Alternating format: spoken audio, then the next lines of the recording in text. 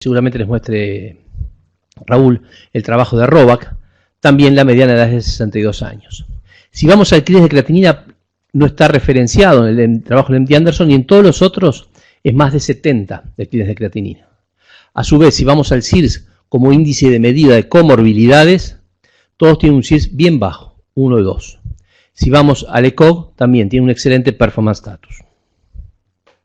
Y los estados comórbidos son importantes porque ellos determinan que no se puedan utilizar estos planes a dosis completas o que haya que diferir dosis. Y eso afecta a lo que es la progresión de la enfermedad y altera la eficacia del tratamiento. Y naturalmente estos pacientes tienen más reacciones adversas que afectan la calidad de vida de los pacientes, tienen más complicaciones y mayor mortalidad. Sobre los mismos trabajos que les mencioné hoy, fíjense, en el trabajo del MD Anderson que tienen arriba, los pacientes mayores de 60 años y de 70 años tenían mayor mielosupresión y más número de discontinuación de tratamientos. En el CLL8 de Halleck, los pacientes mayores de 65 años tenían más toxicidad hematológica y el CIRS aumentaba en forma paralela junto a los efectos adversos de los pacientes. En los otros trabajos vemos que los pacientes añosos tenían más infecciones y tenían mayores eventos adversos a medida que descendía el CLIES de creatinina. Esto ejemplifica bien claro los problemas que tenemos con lo que es hoy el gold standard del tratamiento. Las comorbilidades. Fíjense en este registro del SER, en la población en general, la mayoría de los pacientes estarían de la mitad de esta barra hacia acá. Si miramos a los mayores de 75 años, más del 60% de los pacientes tienen 3 comorbilidades o más. Y entre los 65 y los 74 años, cerca del 40% de los pacientes tienen 4 comorbilidades o más. Y si hacemos un CIRS de pacientes con 4 comorbilidades, seguramente queda fuera de lo que es el tratamiento estándar hoy del FCR. Si vamos específicamente a la leucemia linfoide crónica, acá ven que solo el 11% de los pacientes que debutan con una leucemia linfoide crónica no tienen comorbilidades, mientras que un 43% tiene comorbilidades menores y el 46% tiene comorbilidades mayores, siendo las más frecuentes las cardiovasculares, el EPOC, la diabetes o segundos tumores. Y hay varios métodos, entonces, para poder medir las comorbilidades y ver si el paciente es fit. Dentro de ellos está el CIRS. El CIRS se empezó en el año 68 y se ha ido sufriendo modificaciones hasta la última en el año 2008 y se adaptó para síndromes linfoproliferativos por lo que es el grupo alemán de estudio de leucemia linfoide crónica y de síndromes linfoproliferativos. El mismo va a un puntaje de 0 a 56 que está dado por 14 parámetros, no sé si lo logran ver ahí, parámetros cardíaco, hipertensión, vascular, respiratorio, oído, nariz y garganta, gastrointestinal bajo, etcétera, genitourinario. A veces uno ni piensa, pero un síndrome prostático es un CIRS-2. Y de 0 a 4 se puntean cada uno de estos ítems para poder determinar el CIRS, que va de 0 a 56, como ustedes saben. El trabajo REACH, que usó el trabajo CLL10, que usó BR contra FCR, usó un CIRS menor a 6. Y el trabajo de Halleck también usó un CIRS menor a 6. Entonces, cuando decimos, hagámosle FCR y el paciente medimos rápidamente el CIRS y tiene 8 o 10, no están incluidos en esos trabajos. El primero que utilizó el CIRS, lo hizo en forma retrospectiva, fue el Dr. Ged. Él analizó qué pasaba con las comorbilidades en el CLL4 y en el CLL5 del grupo alemán de estudio de leucemia linfoide crónica. En este trabajo, el CLL4 que comparaba en pacientes menores de 65 fludarabina contra fludaraciclo y el CLL5 mayores de 65 años fludarabina contra clorambucil, demostró que aumentando las comorbilidades disminuía la progresión de sobrevida libre de enfermedad y disminuía la sobrevida global. Parece engorroso hacer el FITS, tendríamos que tener la planilla en nuestro consultorio. Existe una aplicación que la pueden bajar a su celular y que es muy fácil de manejar y ayuda mucho. Quiero recordarles que en esta aplicación ustedes van pasando página a página donde les pone el puntaje y les dice a nivel, por ejemplo, cardiovascular, si tiene un infarto hace más de 5 años y está tratado, tiene un CIRS 1. Para ese CIRS 1. Si tiene insuficiencia cardíaca compensada es un CIRS 2. Y así sucesivamente está todo explicado acá. Ustedes simplemente marcan, después ponen siguiente y ya pasan y empiezan a sumarse los puntos. Les recuerdo que no se deben incluir en el CIRS aquellas anomalías vinculadas a la leucemia linfoide crónica. Si el paciente tiene una anemia, no se puntúa en el CIRS. Esto llevó a que en la práctica diaria, después del trabajo de Halleck, se definiera el paciente ANFIT y se definió en base a, es ANFIT aquel que tiene más de, para el FCR, es el que tiene más de 70 años, el que tiene un clínico de creatinina menor a 70. ¿Cuántos calculan el clínico de creatinina antes de hacer un FCR? Los que tienen comorbilidades con un CIRS mayor a 6 o los que tienen un mal performance status. Cualquiera de estas condiciones lleva a que el FCR no es viable. Y el ver si un paciente es fit o unfit se debe hacer al debut y en cada una de las recaídas que vamos a tratar.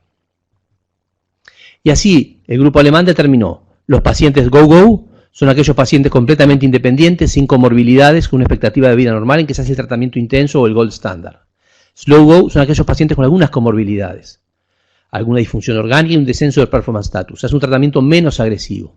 Ahí podemos diferenciar después los mayores de 70 años sin comorbilidades o los menores de 70 años con comorbilidades y los mayores de 70 años con comorbilidades, porque ahí podría entrar en parte lo que es el bendamustine. Y el no-go son aquellos que solo van a tratamiento paliativo. Si vamos al paciente fit, que fue el que definió el trabajo de Halleck, después de múltiples trabajos de quimioterapia, la quimioinmunoterapia con el FCR es el gold standard de inicio del paciente fit. No es la charla de hoy, pero les recuerdo rápidamente que este estudio comparó FCR contra FC en 800 pacientes que tenían un CIRS menor a 6, un clínico de creatinina mayor a 70. Y determinó que la adición de rituximab al plan FC genera una mejor sobrevida libre de progresión, una mejor sobrevida global. Y estas dos cosas se ven fundamentalmente en todas las condiciones citogenéticas, menos en la de elección del 17. Esto también lo puso Goethe en el consorcio internacional de Sydney, donde definió, para tratar a un paciente unfit, tenía que ver si era primera línea o segunda línea. La segunda línea se la dejamos a Gabus, vamos a la primera línea y tenemos pacientes sin delección del 17 y con delección del 17. Lo que vemos es que la droga, en todo lo que es sin delección del 17, es clorambucil, a la cual se asocian distintos anticuerpos monoclonales. Se puede asociar rituximab, o fatumumab, o el Gazyva o el obinutuzumab. Para pacientes con delección del 17, ibrutinib está aceptado, hay otras drogas, y el doctor Goethe puso idelalisib rituximab, que yo les digo que es una indicación no aprobada por la FDA ni por la Agencia Europea del Medicamento. El NCCN es otra de las guías que manejamos habitualmente. También divide para primera línea mayores de 70 años o pacientes jóvenes con comorbilidades. También pone en los tres primeros lugares el clorambucil con los distintos anticuerpos monoclonales y pone la bendamustina rituximab que yo les decía hoy, que después vamos a ver. Ahora, para pacientes frágiles se pone solamente el clorambucil con los anticuerpos monoclonales anti-CD20 o algunos tratamientos como monodroga. Para con delección del 17 pone el ibrutinib en primer lugar y después pone las altas dosis de metilprednisolona, el FCR, el FR, con los resultados relativos que estas drogas dan y que ustedes muy bien conocen. Lo que vimos entonces es que para el paciente unfit en primera línea, la droga angular sigue siendo el clorambucil. El clorambucil lleva más de 50 años en el tratamiento de la leucemia linfoide crónica. La primera comparación, y quiero mencionar acá el trabajo del doctor Diero publicado en New England del año 98, comparó en estadios precoces contra watch and wait y no determinó beneficio. Después, para pacientes que requieren tratamiento, las condiciones de requerir tratamiento las conocen todos, ¿no?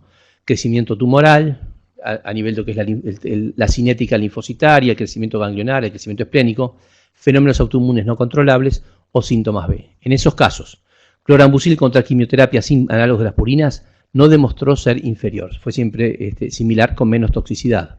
Y después se comparó clorambucil contra análogos de las purinas, contra la fludarabina, que fue la droga que pareció que iba a cambiar el horizonte del tratamiento de la leucemia linfoide crónica. El trabajo que hizo eso es el CLL5. Este trabajo, publicado en el año 2009 por Eichhorst, comparó clorambucil contra fludarabina. Eran pacientes de 65-80 años, con un performance status de 0 a 2 y tenían indicación de tratamiento.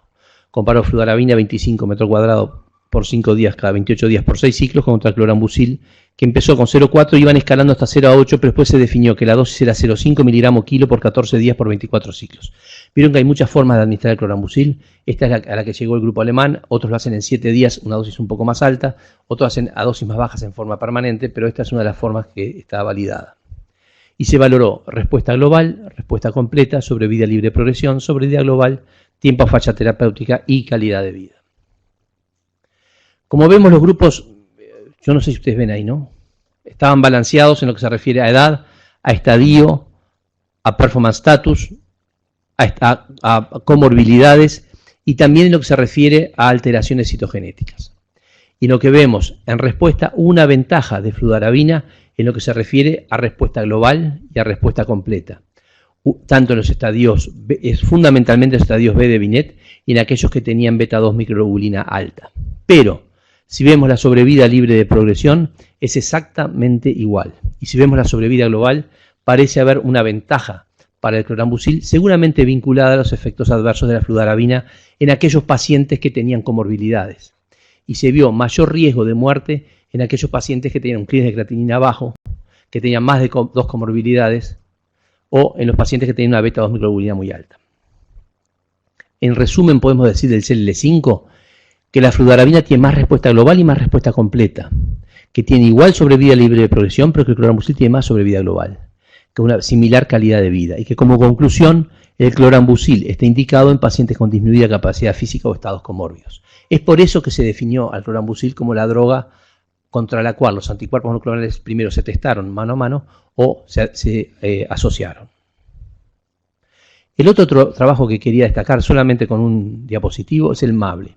Este es un trabajo de Leblon publicado en Blood hace unos años, que lo que comparó fue en pacientes no elegibles para tratamientos con fludarabina, bendamustina con rituximab versus clorambucil con rituximab.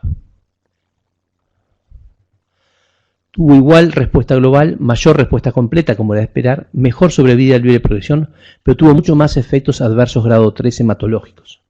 Por eso, la bendamustina rituximab es un protocolo válido para el paciente mayor si no tiene comorbilidades, o a veces para el paciente joven con alguna comorbilidad.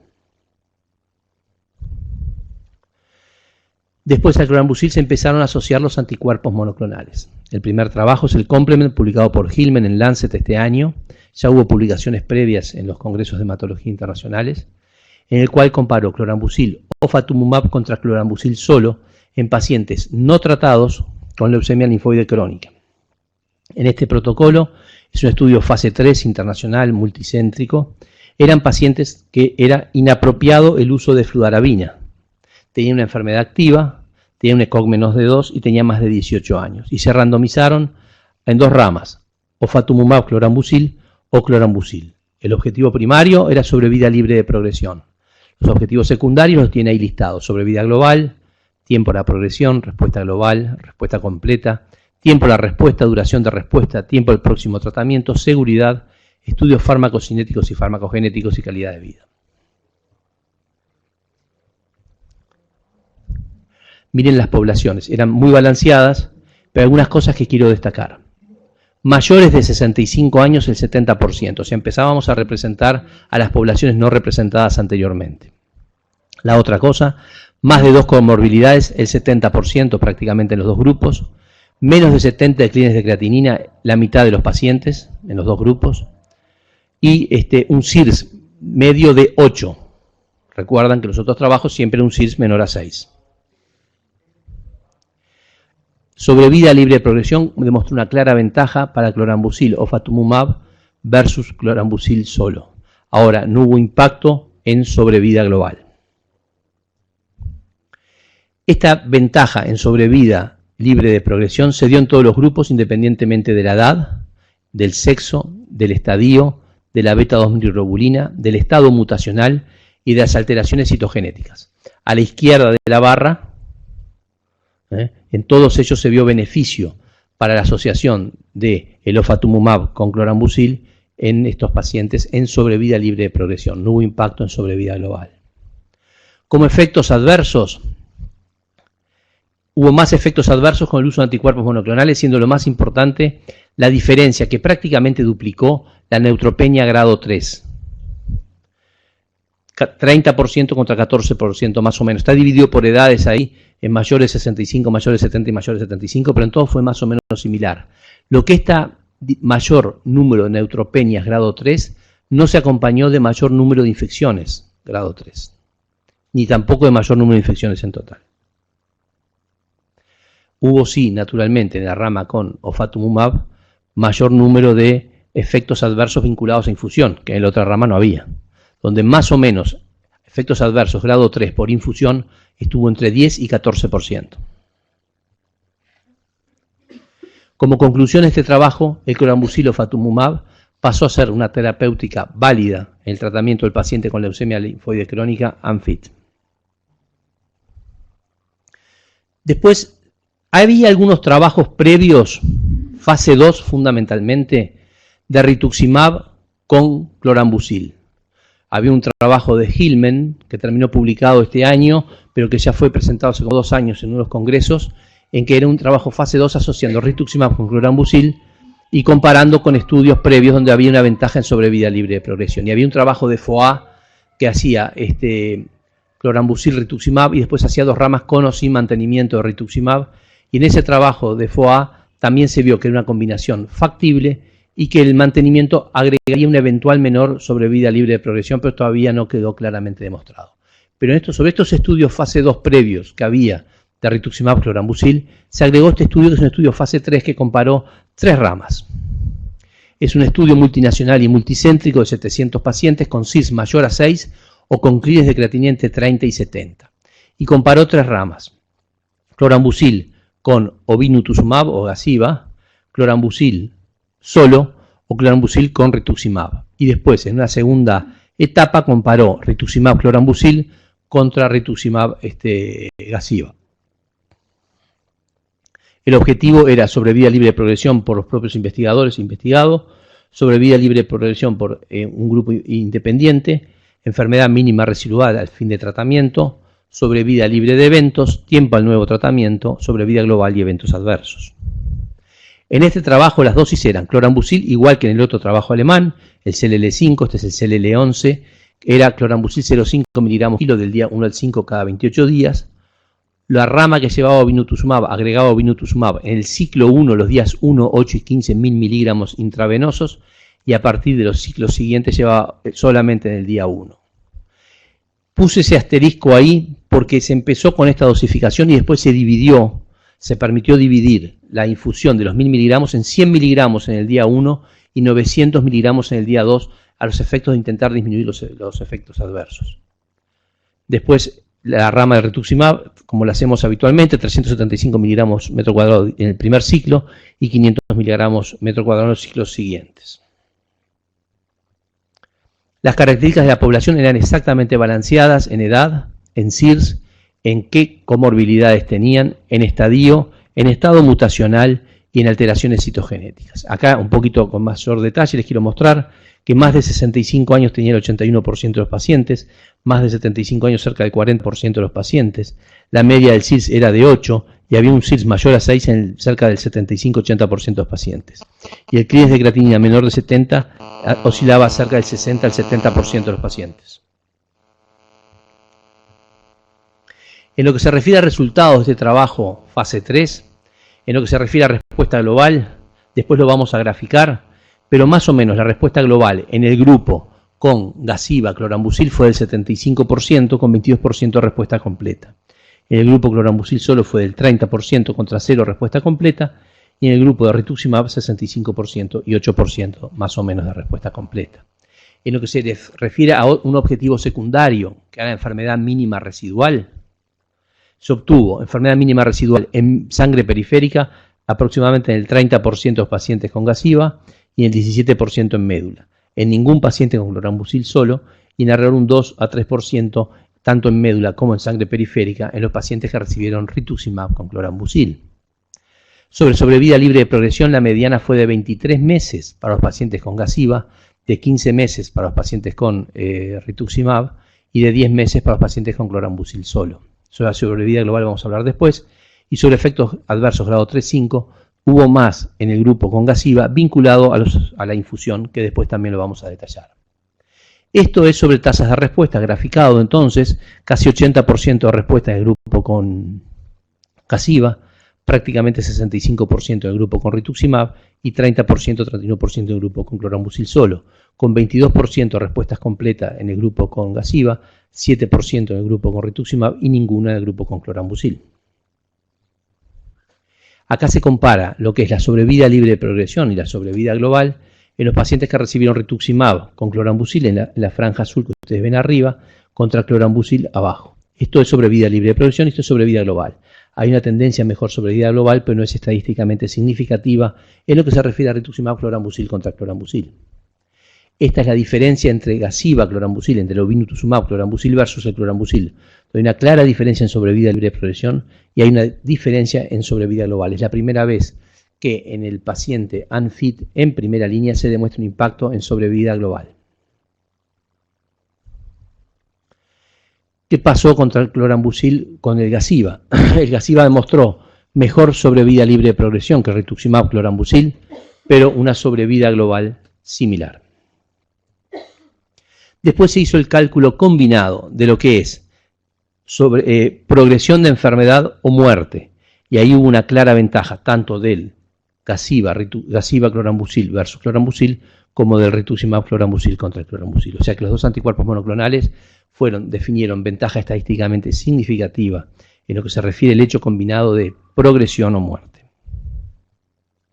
Si vamos a la enfermedad mínima residual, que hoy nos hablaron de la importancia de la misma, vemos que el 19% de los pacientes logró una enfermedad mínima residual 0 a nivel de la médula con Gaziva y el 2% en médula de los pacientes con rituximab.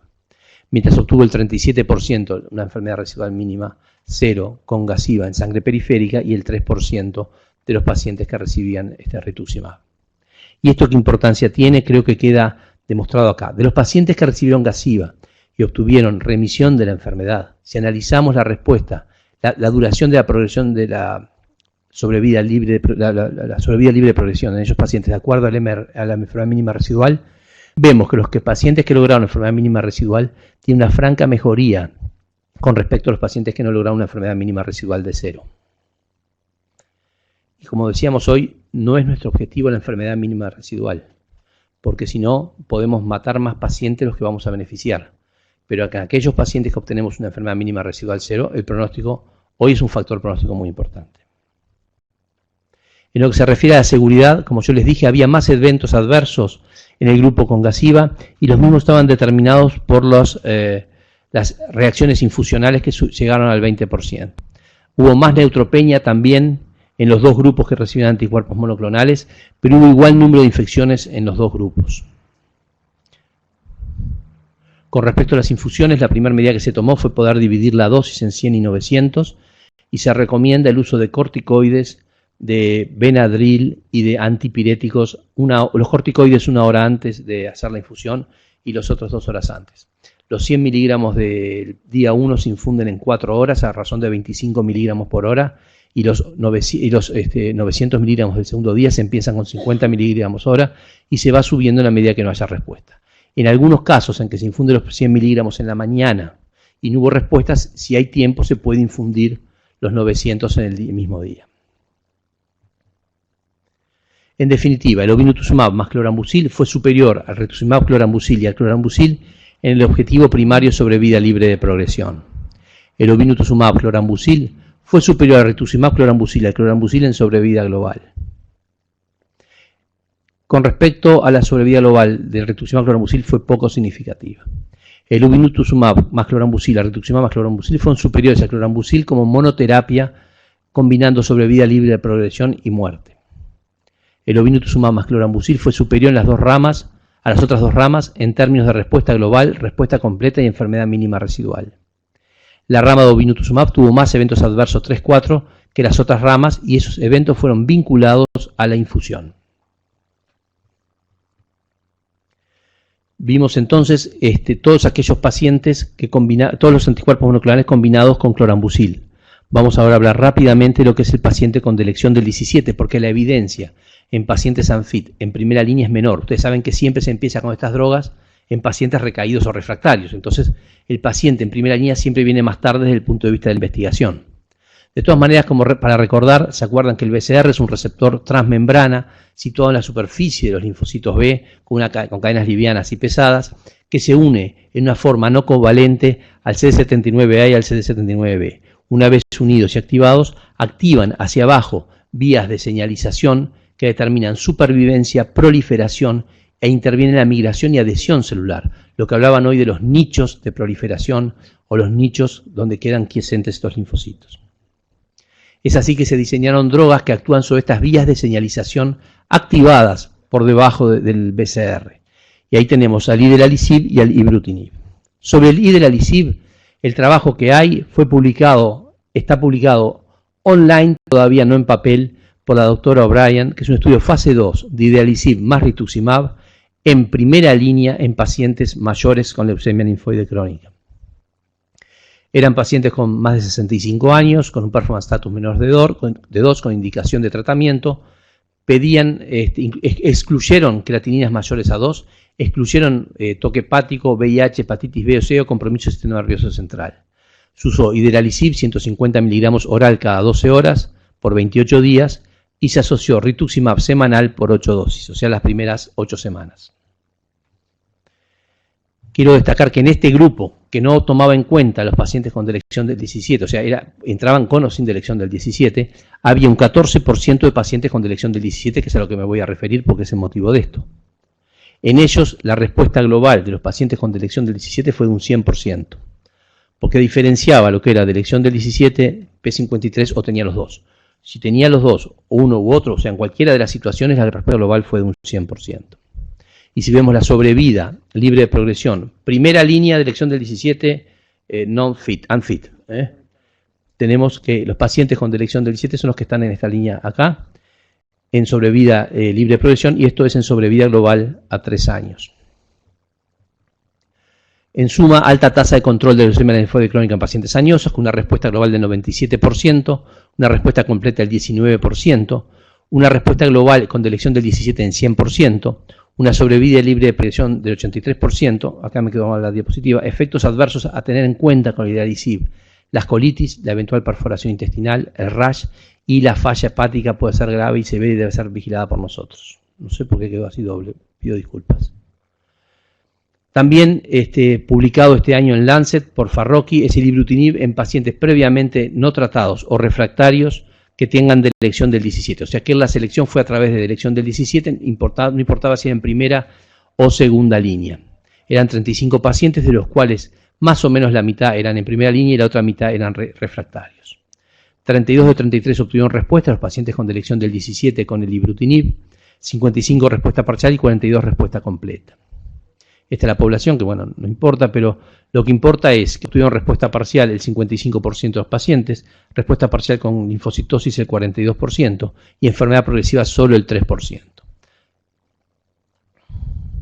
Esto es lo que se refiere a sobrevida libre de progresión y esto es lo que se refiere a sobrevida global en primera línea o en segunda línea, porque el criterio era de elección del 17 independientemente de línea de tratamiento. O sea que vemos que el ibrutinib ha tenido un impacto en respuesta y en sobrevida sobre pacientes con delección del 17. Seguramente después Raúl les mostrará los trabajos que hay en recaída. Este estudio, presentado por O'Brien en JCO de año pasado, es una evaluación a 3 años de aquellos pacientes que trataron con leucemia linfoide crónica con delección del 17 con ibrutinib. La mediana de edad es 61% más de 65 años. Obtuvieron en estos, había solo 2 pacientes sin tratamiento previo, o sea que esto se adapta más a la charla de Gabuska, la mía. Pero son 2 trabajos que permitieron que el ibrutinib fuera aceptado por la FDA en primera línea para los pacientes con delección del 17. La medida de duración de respuesta para los pacientes con delección del 17 fue de 25 meses. Y finalmente este trabajo, que sí es totalmente en recaída, pero es el que utiliza la FDA para aprobar el ibrutinib en primera línea, por eso tengo que mencionarlo, después seguramente sea más expuesto, es ibrutinib contra ofatumumab en pacientes previamente tratados, no apropiados para análogos de las purinas. Estos pacientes, si vamos solo al grupo que tiene delección del 17% de estos pacientes, vemos que la respuesta fue de 47%, eran pacientes recaídos, en los pacientes que tenían ibrutinib, y solo 4% en los pacientes que tenían ofatumumab. O sea que hubo mucha más respuesta en los pacientes recaídos con delección del 17 en el grupo con ibrutinib que en el grupo con ofatumumab, teniendo en cuenta la delección del 17. Y en lo que se refiere a eventos, solo 25% del grupo con ibrutinib y 39% del grupo con ofatumumab. Esto con un seguimiento medio de 9 meses. En definitiva, tratamos en esta exposición de definir qué es un paciente ANFIT. Es el que tiene más de 70 años, o tiene un clearance menos de 70, o tiene un CIRS de 6, mayor a 6, o tiene un mal performance status. Cualquiera de estas condiciones determina que el paciente es unfit y se debe pensar en otra estrategia terapéutica. Como vimos, el grupo alemán definió lo que era el GO, el slow y el no-go, lo que es tratamiento intenso, tratamiento moderado y tratamiento paliativo. Y vimos que para pacientes sin delección del 17 es clorambucil más anticuerpos monoclonales, anti-CD20. De los que tenemos disponibles, el único que ha demostrado impacto en sobrevida global es el ovinutuzumab. Los otros demostraron impacto en sobrevida libre de progresión sobre la monodroga clorambucil. Para pacientes con delección del 17, sabemos de las altas dosis de metilprednisolona, del FCR y sus dificultades, pero que también es viable en los pacientes FIT, el FC, pero también tenemos que saber que el ibrutinib es la droga aprobada categoría 1 para el NCCN para esta indicación. Los pacientes recaídos o refractarios los va a seguir el doctor Gabus. Muchas gracias.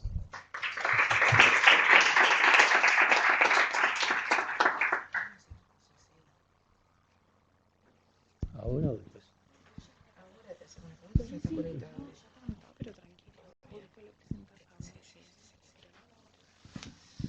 Bueno, muchísimas gracias, Pablo. Excelente tu presentación. Y bueno, tenemos unos minutos para poder hacer preguntas o comentarios sobre esta presentación, sobre el paciente ANFIT, sobre los tratamientos posibles. A ver. Si alguien quiere hacer alguna pregunta. Raúl. Yo voy a comentar que me parece súper importante algunos puntos que hay que destacar y que me parece que no son solo aplicables, obviamente, para la leucemia linfoide crónica y para la definición del tratamiento de los pacientes, pero la evaluación de las comorbilidades del paciente es fundamental y tenemos que tenerlo en cuenta como también una evaluación dinámica, porque el paciente cambia a lo largo de su historia y hay que aplicar la evaluación de comorbilidades no solamente al debut, sino cuando el paciente progresa o recae y podemos tener cambios en el estado general del paciente. Y el CIRS parece complejo, pero me parece súper importante destacar de nuevo que tenemos la APP, que es muy sencilla de aplicar y que no tenemos que saltearla, es decir, porque a veces nos parece que un paciente es fit, pero no es, y eso impacta muy negativamente sobre la evolución del paciente. No siempre lo más potente es lo mejor. Entonces, yo quería que destacaras un poquito de eso, Pablo, de la aplicación del CIRS y que otros scores de riesgo de comorbilidades en realidad no están validados para el LC, pueden estar validados para otras situaciones. Los scores de riesgo fueron, el tema de los scores de riesgo fueron inicialmente planeados, el CIRS, por ejemplo, la primera publicación es de American Journal of de Geriatría. Entonces, eso nos lleva a veces errores que a veces, por ejemplo, en el Fondo Nacional de Recursos recibimos un paciente con una leucemia linfoide crónica, porque para mí es un error de la normativa que pide el CIRS para los pacientes mayores de 65 años, porque el CIRS fue diseñado para pacientes mayores de 65 años. Pero si el paciente tiene 45 años, tiene un CIRS 8, no le hagamos FCR. Y entonces a veces yo digo, porque nos mandan el resumen de la historia, y yo digo, ¿y qué CIRS tiene? Ah, no, no hicimos el CIRS porque es menor de 65 años. Pero hay que ser un poco racional. Si bien el CIRS fue diseñado con pacientes añosos, y así fue diseñado, tenemos que tener en cuenta que el trabajo FCR de Halleck tomó en cuenta el CIRS como un criterio excluyente si era mayor a 6, y no importaba si tenía 65 o 55. Entonces, por más que la normativa, por el bien de los pacientes, tenemos que pensar que el CIRS debe ser aplicado en ese sentido. Hay otros marcadores de comorbilidades, hay muchas tablas y de calidad de vida. El CIRS lo que hizo que fue validado y fue comparado y tuvo una correlación con lo que es calidad de vida y con morbilidad y mortalidad en los pacientes con síndromes linfoproliferativos. Entonces, por eso que usamos el CIRS. Y como decía Cecilia, parece engorroso, pero si tenemos la aplicación es 1 minuto. Y van a ver que los pacientes tienen mucho más CIRS del que nosotros creemos. Y a nosotros a veces nos cuesta, a veces llamar a un colega y decirle, mira, tiene un CIRS más alto de lo que tú me estás poniendo, o no listes el CIRS porque era menor de 65, pero tener cuidado, porque si tuvo un infarto hace 2 años y tiene un adenoma de próstata, y además, no sé, es una época, no le da el CIRS. Y tenemos que ir por otro tratamiento. La macana es que no tenemos todavía disponibles en el fondo el uso de anticuerpos monoclonales asociados al clorambucil, que es lo que deberíamos tener. Pero a veces por tratar de meterlo con la ventaja que le puede dar el anticuerpo monoclonal, estamos forzando tratamientos para los cuales no son adecuados. Y nosotros incluimos el mini-CHOP porque hay una cultura atrás del mini-CHOP y la leucemia linfoide crónica, pero yo creo que poca gente en el mundo debe estar haciendo mini-CHOP en leucemia linfoide crónica. Entonces lo hacemos para tratar de que el paciente enganche con el monoclonal y en definitiva yo me pregunto a veces ¿cuál es la ventaja del monoclonal en esos pacientes? ¿Cuál es la ventaja real? Cuando vemos el trabajo de Halleck y la ventaja es fundamentalmente en un subgrupo de pacientes en lo que se refiere a sobrevida. Entonces a veces por tratar de que un paciente entre en la caja del CIRS y meterlo en el FCR para que el fondo me lo apruebe, me parece a veces que estamos teniendo cuidado, teniendo el riesgo de dañar más. Y como decía Hipócrates, primum non nocere, ¿no? Primero no dañar, ¿no? Eso es una máxima cuando hacemos la medicina.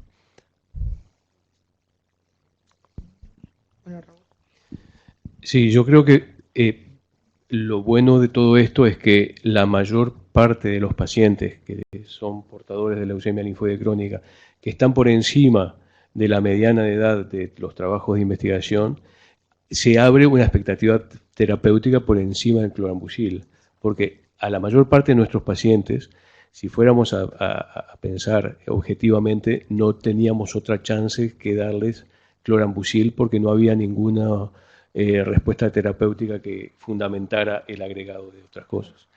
Entonces, acá estuvo bien demostrado que hay chances de poder bien tratar, lograr progresiones libres de enfermedad más prolongadas, que en una hemopatía crónica es un elemento muy a tener en cuenta por más que no impacte en la sobrevida global. Y yo te preguntaría, Pablo, si tuviéramos que elegir en este momento, dentro de la batería terapéutica que pudiera existir, adaptado a nuestro país, ¿cuál te parece que pudiera ser el más razonable? Creo que lo más rápido sería que el fondo aprobara el rituximab para los pacientes con CIRS alto o ANFIT. Eso se parece lo más fácil, ¿no? Uh-huh. La droga está en el fondo, la droga está aprobada. Sería simplemente ampliar las indicaciones. Creo que es una indicación que es válida y que está aceptada. De todas maneras, si vamos al único trabajo comparativo fase 3 y si queremos seguir lo que es la medicina basada en evidencia, los resultados fueron mejores con obinutuzumab, en el sentido de sobrevida libre de progresión y en el sentido de sobrevida global. Levemente en sobrevida global, pero existe fundamentalmente sobre el clorambucil. Entonces creo que deberíamos ir hacia eso. El tema es si el país enfrenta o no un tema económico de ir hacia el obinutuzumab o por lo menos en plazo inicial con el rituximab clorambucil. Yo creo que debería darse y parece a esta altura ineludible, ¿no? Después veremos qué es lo que pasa hay muchos trabajos en marcha. Para primera línea FIT se está comparando ibrutinib rituximab contra FCR.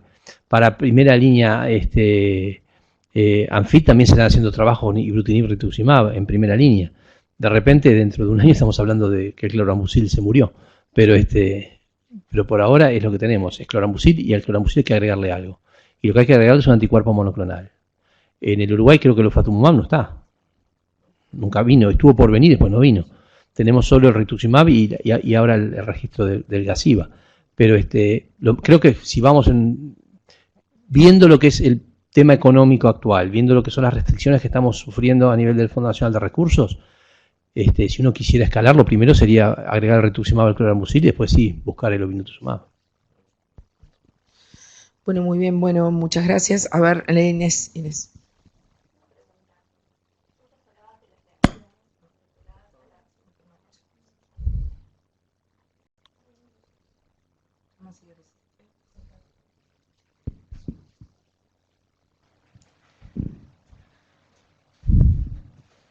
Tú nos hablabas de las reacciones vinculadas a la inyección, a la infusión de los nuevos monoclonales. ¿Tenemos que esperar reacciones distintas a las que vemos con el rituximab o son semejantes? Lo que te puedo contestar es todo de lectura, porque nunca usé el ovinutuzumab. No sé si alguien lo ha usado acá en el medio, pero yo no lo he usado nunca. Las reacciones son reacciones de tipo anafiláctico, son tal cuales. Por eso se recomienda, por ejemplo, no dar antihipertensivos esa mañana. Si el paciente toma antihipertensivos, hacen hipotensiones severas. Y después todas las reacciones de anafilaxia que vos quieras, ¿no? La taquicardia, las reacciones cutáneas, los elementos respiratorios, etc. Después se quiso ver si estas reacciones anafilácticas grado 3, que fueron las que realmente nos preocupan, estaban vinculadas a la masa tumoral y no se vinculan claramente al número linfocitario ni a las masas de ganglios o de vaso. Pues se pensó que podía haber cierta predicción de acuerdo a la masa, y no lo hay. Es una reacción anafiláctica y mucho más que eso te sé decir. Mencioné un poco las medidas que se utilizan, la división de la dosis, las medidas habituales de premedicación, corticoides 1 hora antes y después media hora antes lo que es el Benadryl y los antipiréticos y ver que no ocurra, y hacerlo siempre en ambiente monitorizado, sabiendo, al igual que el rituximab, que es mucho más común en la primera que en las siguientes.